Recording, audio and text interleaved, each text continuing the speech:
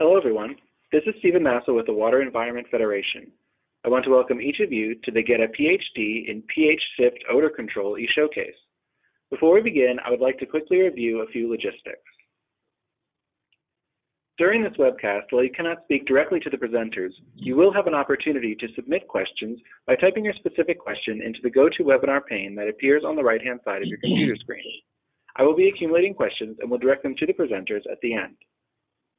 The PDF PowerPoint presentations are now available for downloading at WEF's website and are currently available in the Handouts pane of the GoToWebinar panel. This link was included in the GoToWebinar reminder email sent an hour before the webcast and will be included in the follow-up email sent 24 hours after the webcast has ended. We will be recording this e-showcase. The recording link will be available on the webcast website 24 hours after the webcast has ended. PDH credits are not available for this event. Please note that today's event is an e-showcase and does not necessarily reflect the views of the Water Environment Federation. If you have any additional questions after the webcast has ended, please email webcasts@wef.org. Today's speakers will be Calvin Horst and Justin Stewart of Evaqua. Calvin is the Odor Control Product Manager and Justin is the Odor Control Application Engineer. Calvin and Justin, I'll hand it over to you. Great, thank you, Stephen. Just wanted to provide a little background on Justin and myself. Calvin Hurst, I've been with Evaqua for 6 years as a product manager. I have a bachelor's degree in chemical engineering and a bachelor's degree in nuclear engineering technology. Justin has been with Evaqua for just about 5 years and has a master's degree in chemical engineering. So with that, we'll get moving.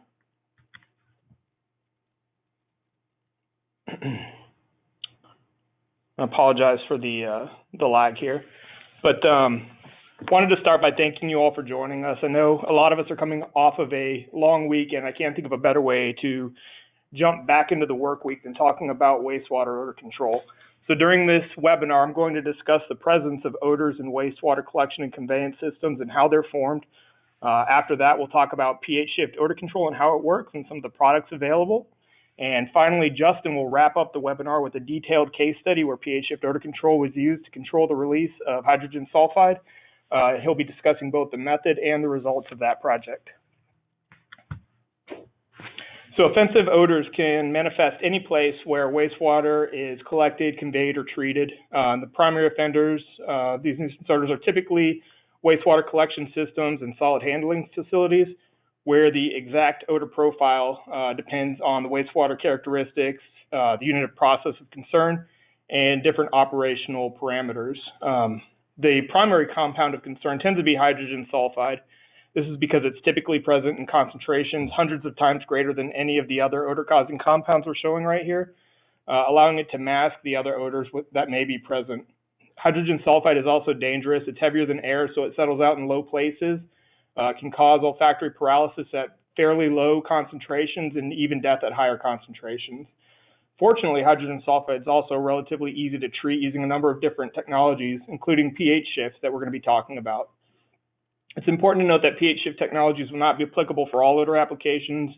Ammonia, for example, has an inverse relationship to increasing pH, where ammonia will volatilize as the pH of the treated wastewater increases.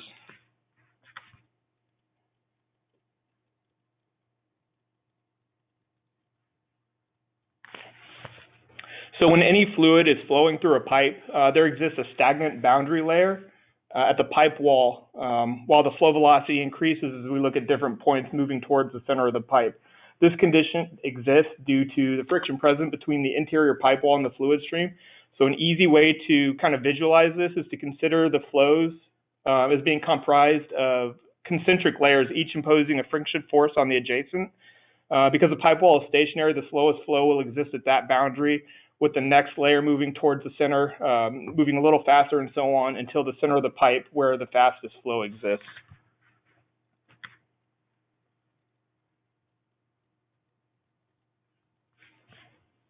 Again, apologize for the lag here.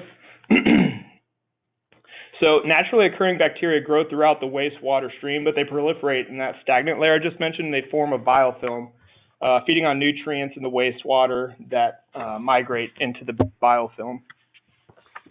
So the type of bacteria that exists in the biofilm depends on the availability of oxygen in the waste stream. I'm going to wait for the slide to catch up here.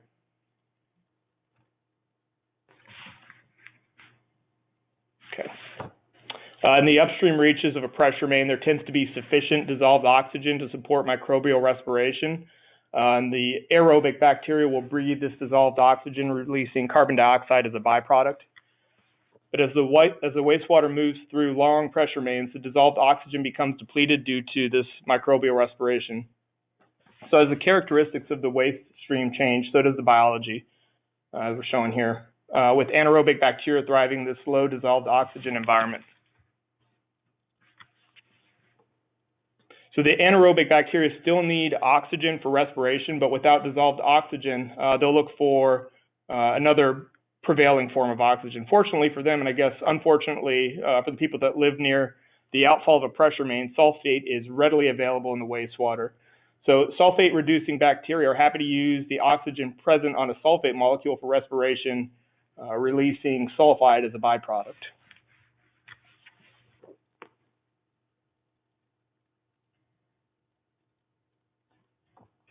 So sulfide in the waste stream exists in three different forms: sulfide or S2-, the bisulfide ion, which is HS-, and finally the dissolved hydrogen sulfide gas. Of these three forms, only the dissolved gas is able to be released as a gas into the general surroundings.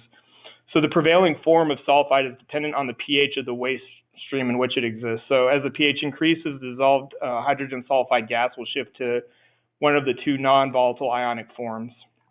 So graphically, that looks like the slide I'm showing here on the right, where the blue curve is the hydrogen sulfide gas, and the sulfide and bisulfide ions are the gray and orange curves, respectively.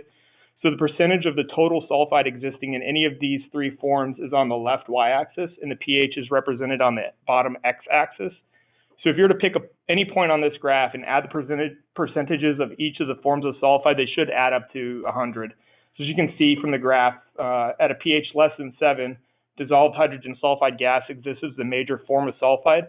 And as the pH increases to around 8.3, the percentage share of sulfide existing as a dissolved gas decreases while the amount of the bisulfide ion increases.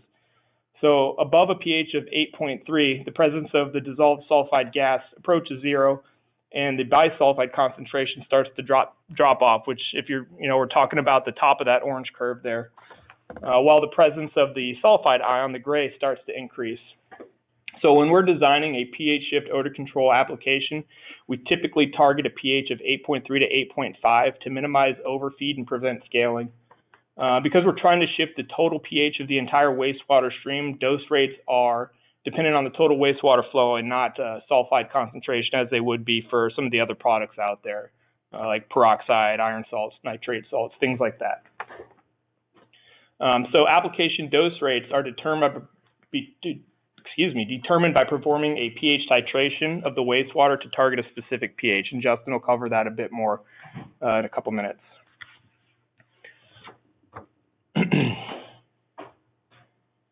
So next I want to talk about some of the common pH shift products that exist on the market.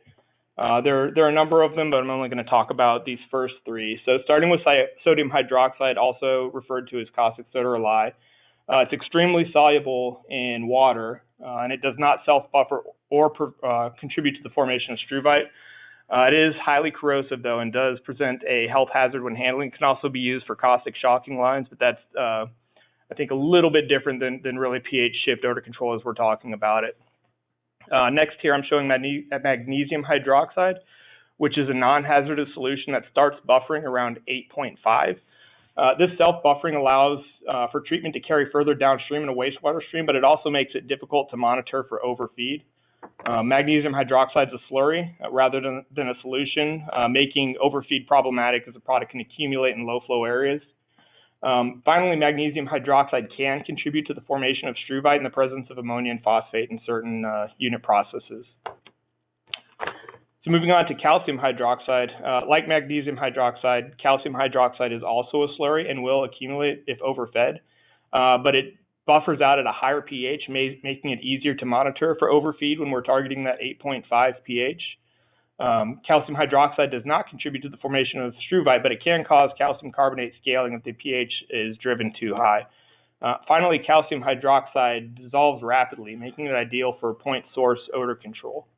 So with that overview out of the way, I'll turn it over to Justin, who will walk us through an application where pH shift odor control was used to prolong the useful life of a few pieces of odor control equipment in a high-profile coastal community. Yeah, thank you, Calvin. So when we were talking about different applications that we wanted to kind of highlight on this pH shift odor control presentation, I thought about this one because it's kind of an interesting case study. It's not your typical pump station in a residential area. This is actually an odor control application at the wastewater treatment facility in a very prominent and highly frequently visited tourist area in southern Florida. This wastewater treatment plant was built in the 1960s. It was getting close to its end of its lifespan, and within about a year or so, it was going to be converted over to a master pump station, and all of the sewage at this facility was then going to be pumped back to the mainland and handled there. But in the meantime, there were a lot of odors occurring around the wastewater treatment facility, which was within a couple thousand feet from the beach, and it also had a lot of very large homes and people who were noticing the rotten egg odor. So much to the point that we were having to deploy hydrogen sulfide monitors in the trees surrounding the homes in the area. So, like I said, this wastewater treatment plant was located in a high-profile tourist district. The complaints that we were receiving were regarding rotten egg odors, which, being rotten egg, means it's hydrogen sulfide as the characteristic odor. First thing we did was we checked to make sure that the headworks and the equalization tank were completely airtight and there was no leakage of odor coming from those locations. And once we had confirmed that the areas that odors might emanate from were airtight and the odors were being funneled through a wet chemical scrubber, we then air balanced the scrubber and noticed that basically the scrubber was just not able to completely remove the hydrogen sulfide, and that's where the odor complaints were originating from. On average, the odor control scrubber at the facility was taking in about 75 ppm of H2S, and on the outlet side, it was seeing about 3.4 ppm coming out of the scrubber. However, there were peaks of hydrogen sulfide coming out upwards to 24 and 25 ppm. So these bursts in hydrogen sulfide would just travel into the surrounding areas and cause odor complaints. So as I mentioned, the plant itself was scheduled to be decommissioned and converted to a master pump station in about a year following the study or following this project. So the county that we were working with, they basically needed a temporary odor control solution to control the H2S odors coming from their scrubber. And for them, they wanted the solution to be not cost prohibitive or capital intensive, since the facility was going to be converted over to a master pump station. They didn't really want to invest in a lot of equipment. And they also wanted to be able to mobilize the system very quickly to provide immediate results. The quicker the better, because we were getting close to the summer months, which is a very high tourist time for the area. So when we looked at this, we had determined that liquid phase odor control using a temporary feed system was the most economical solution. And then once the system was converted to a master pump station, the odors would be handled by a permanent solution later on. So when we took into consideration some of the design considerations and limitations for this site, there were 6 lift stations that were upstream of this wastewater treatment facility located on the island beach area. However, these lift stations that were upstream of the plant, they pretty much lacked the physical space for the installation of chemical feed systems. And they were also located in very sensitive tourist or residential areas, meaning we couldn't put a large chemical feed system. It would basically distract from the aesthetic of the area. So we basically determined that the feed system needed to be able to control odors by feeding directly at the wastewater treatment facility. And also with this area being a tourist area and a residential area, chemical safety was a big concern for the municipality, so non-hazardous chemicals were preferred. When we looked at the different chemicals available for odor control, we evaluated calcium nitrate solution, nitrate salts, but basically those calcium nitrate salts require about an hour and a half of retention time to completely remove hydrogen sulfide. So there wasn't enough retention time anyways, and again, we couldn't put any of these systems out in the collection system, so that eliminated that as a product. Iron salts, they take about 5 minutes of retention time to completely react, so again, we wouldn't be able to use those out in the collection system. And also, iron salts have a chemical safety consideration that deterred their use for the municipality. Oxidizers, again, chemical safety was a concern, but even with that, hydrogen peroxide would take about 30 minutes of retention time for complete removal of sulfide, leaving pH shift technologies as the most viable solution here. And as Calvin mentioned, there are 3 different pH shift technologies that we considered. Sodium hydroxide, it has a lot of health considerations there, so we did not use that. And then looking between calcium hydroxide and magnesium hydroxide, calcium hydroxide dissolves almost instantaneously when applied to the wastewater. So we knew that if we fed that at the wastewater treatment plant, as long as we had a few seconds of mixing, we would be able to see some kind of change in the odors at the facility. Magnesium hydroxide, however, it does take about 30 minutes to completely dissolve, so that product was not used here. So we decided to use a calcium hydroxide slurry for controlling odors at the wastewater treatment facility. The equipment that we use, I'm waiting for the slide here. Okay, so the equipment that we used consisted of a storage tank with baffles and a mixer, and the mixer was basically to keep continuously stirring this product to prevent the calcium hydroxide slurry from settling out. We also used a feed system with secondary containment, so that way if a leak occurred, the leak would be contained within the secondary containment and would eventually trigger a leak detection shutoff switch to shut the equipment off and notify us that a leak had occurred. We also used a flush tank. So the system that we used would operate on a flush cycle to periodically flush out the feed lines from the chemical storage tank to the discharge line to make sure that no calcium hydroxide would settle out in the suction and discharge of the feed system. And we also used our advanced dosing control panel to regulate the feed rates on this application. So here you can see in the next slide a picture of the equipment installed at the site. We have our tank, our self-contained feed system, the flush tank, and the control panel installed right next to the equalization tank at the wastewater treatment facility.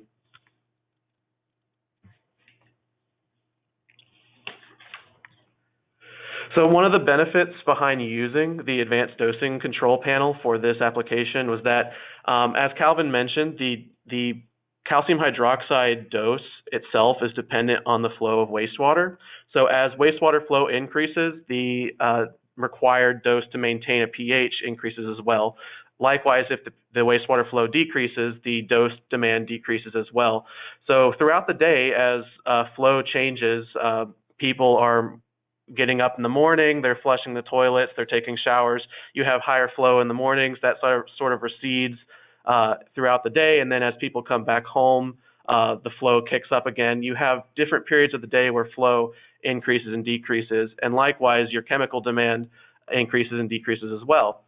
So by using an advanced dosing controller, like we used in this application, we were able to program a highly specific dose demand curve throughout the day to eliminate overfeed and underfeed. So one of the benefits too is that typically a 2-pump 2-timer system would be applied in these type of applications for most chemicals. However, by using an advanced dosing platform, we have the ability to program 24-hour a day, 7 day per week dose curves and have a nice smooth dose curve throughout the day, so you don't have any points of the day where you're underfeeding or overfeeding like you would with a 2-pump, 2-timer system. Also, this advanced dosing platform was, we had the ability to monitor the system remotely and make changes remotely as well. So any kind of alarms indicating that the system was not pumping correctly, or if we needed to make a dose adjustment without actually going to the site and physically changing the equipment, we could do all of this remotely through a companion website. This made making adjustments on the demonstration very quick, so that way if we noticed any kind of spike in H2S on the scrubber, we could then respond quickly by adjusting the dose curve and see an instantaneous reduction in the hydrogen sulfide. And this right here, wait for it. This here kind of demonstrates the strategy we used. So we used our internet web-based platform for monitoring the hydrogen sulfide levels on the scrubber outlet and inlet. Then we would then take the tank level as an input to our website to monitor inventory, and that would help us regulate when we needed to deliver chemical. And then the feed system, we could then change the feed rates on the pumps dependent on what we were seeing at the scrubber inlet and outlet on the H2S concentrations. And all of this can be done basically over a cellular enabled or Wi-Fi enabled device, such as a computer, a tablet, or a smartphone. The feed system, we then ran the discharge line about 25 feet upstream of the break to the gravity at the headworks. So we had about 10 to 12 seconds of mixing time before the calcium hydroxide wastewater mixture would break to gravity and potentially cause odor complaints. And the wastewater treatment facility itself was experiencing about 1.3 million gallons per day of flow. And as I said before, the average untreated conditions for the inlet of the scrubber were about 75 ppm with an average outlet of 3.4 ppm. And the average wastewater pH at the headworks was about 7.4. And our treatment objective here was to try to reduce that H2S at the inlet of the scrubber to about 10 ppm or less. And likewise, we would hope to see less than 0.5 ppm on the outlet of the scrubber. And as Calvin mentioned before, our typical sweet spot that we aim for with pH shift odor control to prevent overfeeding is 8.3 to 8.5. So in order to determine the feed rates for this application, we performed a titration at the wastewater treatment plant using the calcium hydroxide slurry. Just a second here.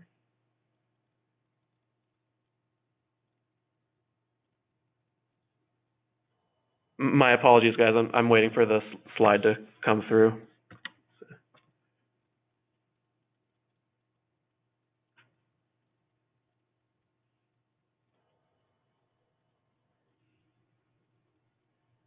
Here we go. Okay, so yeah, we performed a titration. Oh, it went over. Okay, so yeah, we performed a titration of wastewater from the wastewater treatment facility, titrating it with the calcium hydroxide product. And what we found is that for a pH between 8.3 to 8.5, we had a minimum dose of about 735 liters per day to a maximum dose of 980 liters per day, which in would come out to about 195 gallons per day to 260 gallons per day. And by doing this, we were hoping to achieve, if we got an average of about 8.4 pH, that would reduce the hydrogen sulfide available in H2S volatile gas form from about 28% available to off gas and cause odors down to about 4% available to off gas and cause odors, which would mean about an 85% reduction in available H2S by elevating the pH. So what we then did, we started on the low end because we wanted to make sure we didn't overfeed chemical, and we just gradually increased product throughout the day. And we would make adjustments whenever we would see spikes in H2S occurring, until we ultimately got to our optimal dose curve, which I'll show in a little bit. But here you can see the hydrogen sulfide data that was collected before treatment And as I said, average inlet was about 75, average outlet was about 3.4. After we were treating, and we were treating with about 200 gallons per day of the calcium hydroxide slurry, the inlet concentration was reduced to right around, was reduced right around 5.8 ppm H2S. And the scrubber at that point, because the hydrogen sulfide concentrations were reduced so low, the scrubber was able to then handle the rest of the hydrogen sulfide, and we effectively had 0 ppm hydrogen sulfide at the outlet of the scrubber. At this point, we had decided to not increase the feed rates anymore. If we turned the feed rates down, we started to see a few spikes, so we felt this was the optimal point for feeding this product. And as a result, with 0 sulfide coming out, the complaints began to subside, and people in the area were happy with the odors, or lack of odors, from the wastewater treatment facility. Here you can see the final dose curve that we used for this application at about 200 gallons per day. And as I mentioned before, as the time throughout the day, or as time progresses throughout the day, your demand for chemical changes throughout the day as well. So you can see, like, early in the morning, we're feeding very low product, and then as the day continues, we have to ramp up feeding to account for the increased flow and increased demand at the plant. We then also deployed a continuously logging pH probe, which the instrument we used was the Sonde EXO, to record the pH at the headworks of the wastewater treatment facility. And what we found is that the pH at our optimal dose averaged about 8.2. We did have a little bit of scatter throughout the day, but generally we were within that range of 8.3, or we were within that range of 8.3 to 8.5, but our average was 8.2. So we were not overfeeding the product as indicated by the pH data.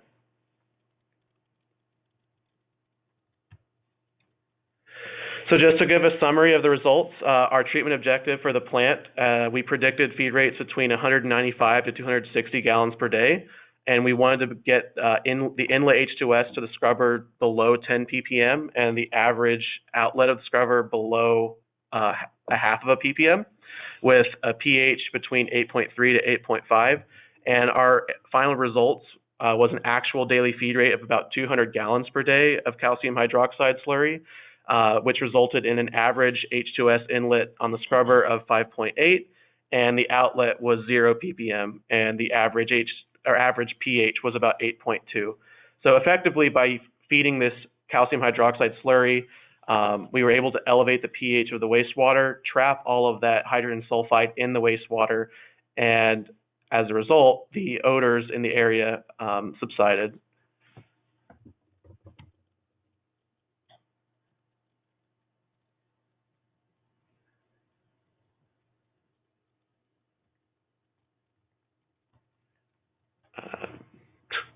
Let's see. Bear with us, we're getting there. Yeah, waiting for the slide here. So I see, I could just go through here.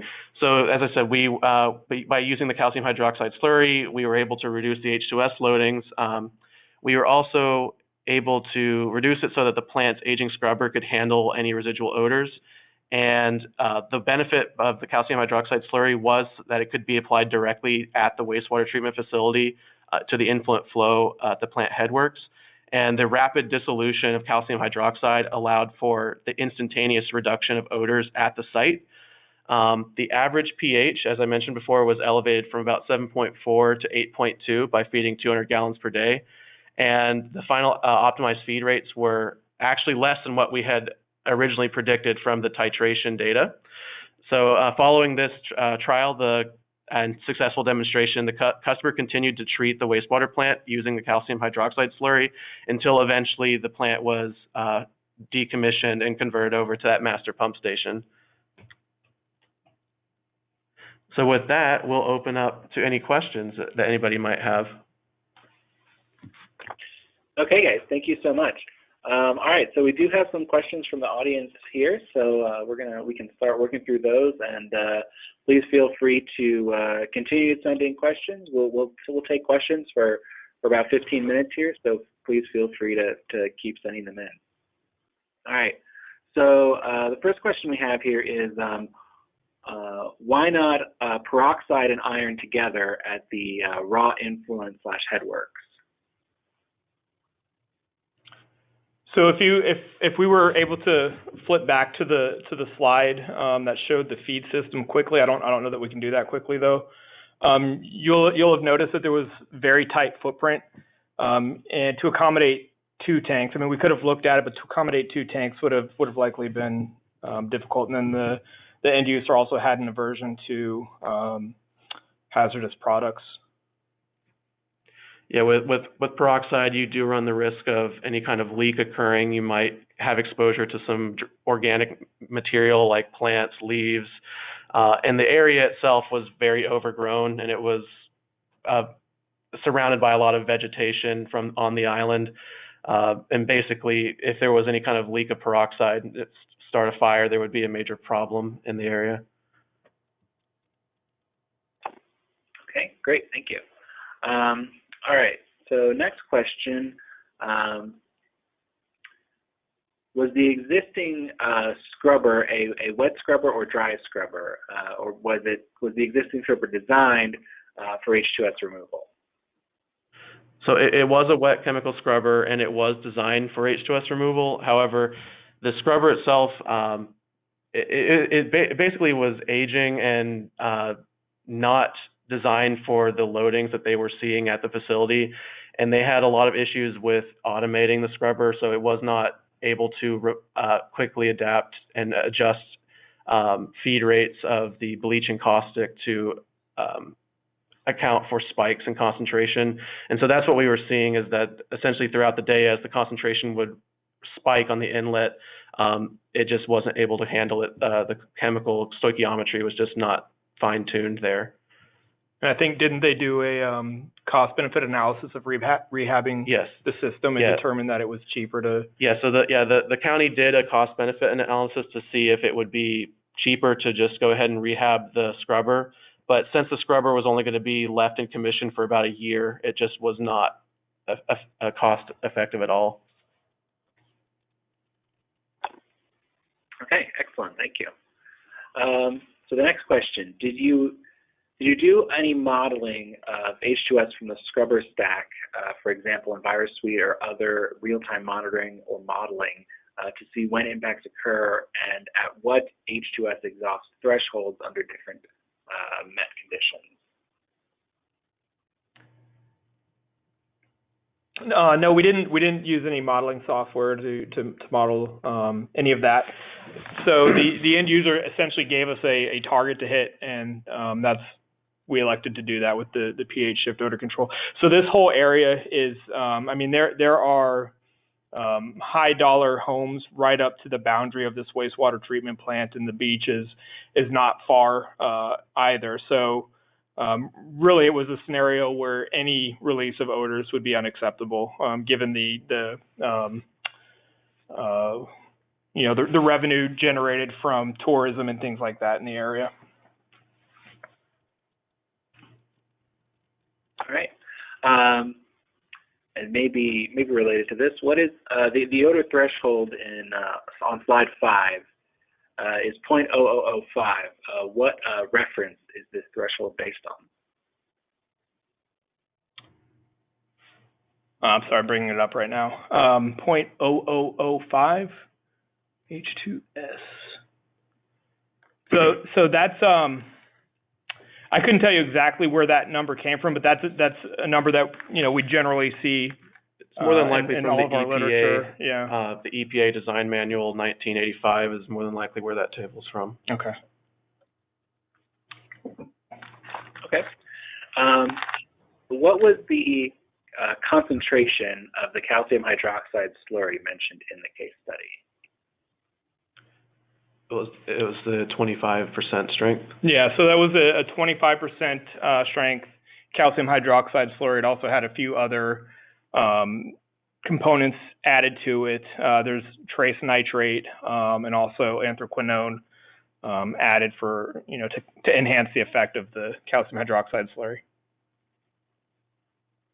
Okay. We have a couple questions on cost. The cost of chemicals per day, and as well as the cost of calcium hydroxide slurry per gallon. Do you recall? I do not recall on the top of my head. I believe about like $1.35 a day or something, or not a day per gallon. It was super cheap, guys. Yeah. No, $1.35 a gallon, roughly. And of course, that's dependent on freight, from terminals to get it there and the amount of service required. So this was a full service application where Evoqua provided the chemical, the equipment, all the monitoring and optimization services in that price per gallon. Okay, excellent. Did you continue feeding once the treatment plant was converted to a master pump station? So no, actually, once the treatment facility was converted to the master pump station, a biofilter was installed on site, and the biofilter was adequately sized to handle the loadings at the site and provide a sufficient vacuum on the wet well. So there were no odors on site anymore. And then, as I mentioned before, all of the wastewater was then pumped to the mainland, where there were feed sites on the mainland that could handle the hydrogen sulfide from there. Was there a feed site added at the master lift station to treat conveyance across the bay, or no? No, Okay. I believe it's just just using it was untreated going across. Okay. Okay. Will the measurement of dissolved H2S provide a more robust dosing program? Is there any other advantages of measuring dissolved versus gaseous H2S?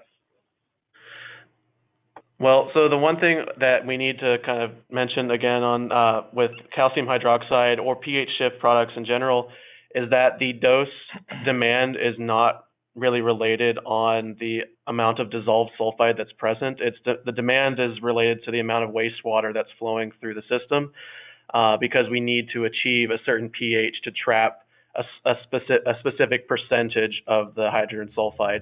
So one of the benefits behind this product compared to some of the other products out there, like for example, iron, peroxide, calcium nitrate, those are all dependent on the mass of sulfide that is present in the wastewater. So yes, for those types of chemicals, getting a profile of the dissolved sulfide throughout the day would be helpful and critical for creating a dose demand curve. However, for the application of pH shift products, it's mainly the wastewater flow itself, and the sulfide just will remain trapped when we elevate the pH. And that's a good point. The sulfide remains trapped, so we would expect to see higher dissolved sulfide readings using pH shift odor control. Okay. All right, another question. Did you notice any solid residuals in the outlet? Occasionally, they note occasionally chemical injection may result in solid byproducts. No, we didn't notice any solid residual at the outlet of the plant. Yeah, so that's largely due to optimizing the dose curve. Certainly, if we had overfed, as I'd mentioned on the slide where I displayed the three different products, we could have seen solids if we had not used the advanced dosing equipment to optimize the dose rate. Okay. All right. What type of handling concerns are there with pH shift products? Yeah, I'll get to that. I did want to mention one other thing about feeding at the treatment plant. We did receive anecdotal evidence from the operators there at the treatment plant that the feeding of the calcium hydroxide slurry did enhance the stability of the plant. So there were added benefits beyond just the odor control that we recognized. So the question was, what are the handling concerns associated with pH shift products? Is that correct? Yes. Okay, so really it's largely product dependent. So if we consider the three products that we mentioned, we'll start with sodium hydroxide. It's a solution, it's not a slurry, so it's easier to feed technically, but there are also handling concerns associated with that. It's a hazardous oxidizer, strong oxidizer, so Um, the feed equipment, the feed capital will have to have other safety design built into it. The other two products, calcium hydroxide and magnesium hydroxide, are, as I mentioned, both slurries, and they're fairly innocuous. I mean, obviously, you don't want to go dumping chemicals on yourself, regardless of what they are. But there's less of a safety concern. Generally, though, we do recommend a safety shower. It's just good safety practice. Aside from that, mixing of a slurry is very important. If you're not mixing a slurry properly, it will accumulate at the, in the eddies and things like that, the low flow points of your tank, and eventually, your tank can get clogged up, especially if you have a bottom suction. Those types of things are concerned. So there's periodic maintenance that would, be required, making sure that the tank stays clean and things like that. One of the features of our feed platform is flushing the suction and discharge lines. So that's key in maintaining uptime, so we don't end up plugging the lines that way either. All right, excellent, thank you. All right, so another question, does calcium or magnesium hydroxide enhance struvite formation in any way? Yeah, so struvite's generally formed when there's magnesium, phosphorus, and I believe ammonia present at, warm temperatures and a lot of turbulence. So magnesium hydroxide can contribute to the formation of struvite if the conditions are correct, to support that reaction. Calcium hydroxide does not contribute to the formation of struvite. All right, excellent. All right, so another question, does the pH shift approach also impact the phosphate removal? Yeah, and that speaks to the benefit that the operators were seeing at the treatment plant. So by adding alkalinity to the plant, you're stabilizing the plant, and it it supplements the phosphorus removal process that way. Essentially, you can remove more phosphorus for the same footprint and throughput because of the added alkalinity. All right, excellent. All right, I think we have, one or two more questions I think we can get to before we need to wrap up. So why did you use a dose curve instead of pacing off a flow signal in this project?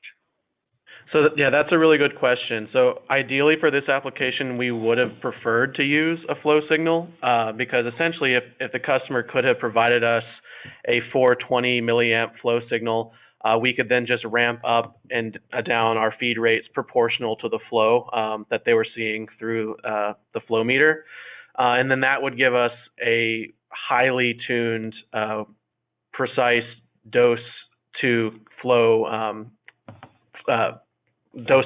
proportionate feed. So as I said, that would have been ideal. But unfortunately for this application, the facility, they did not have a flow meter on the flow influent to the headworks. So essentially what we had to do is we had to kind of predict what that diurnal daily flow would look like by using a dose curve instead. And by dialing it in gradually throughout the day, we were able to get a nice uniform H2S reading throughout the day and try to approximate that flow diurnal curve as best as we could. All right, excellent. Thank you. All right, I think we have time for one more question before we wrap up. So with a pH of around 8.2, did you notice any impact or change to the downstream biological treatment?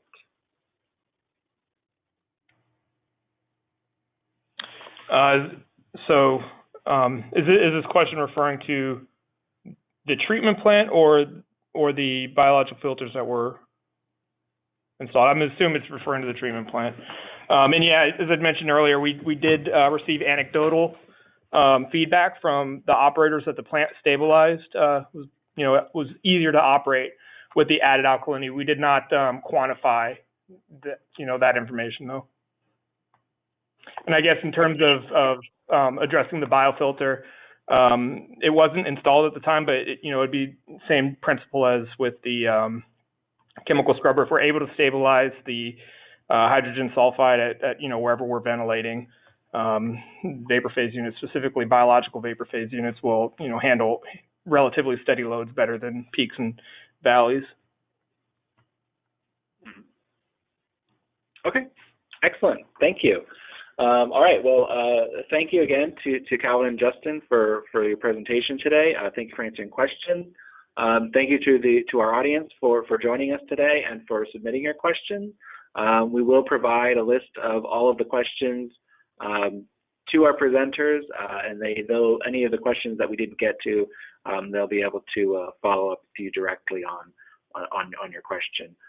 We will also, as I mentioned at the beginning, we will send out the recording link to all of our attendees and registrants today if you'd like to share this with anybody else. So thank you all for attending, and we look forward to seeing you at our next webcast. Thank you. Thanks.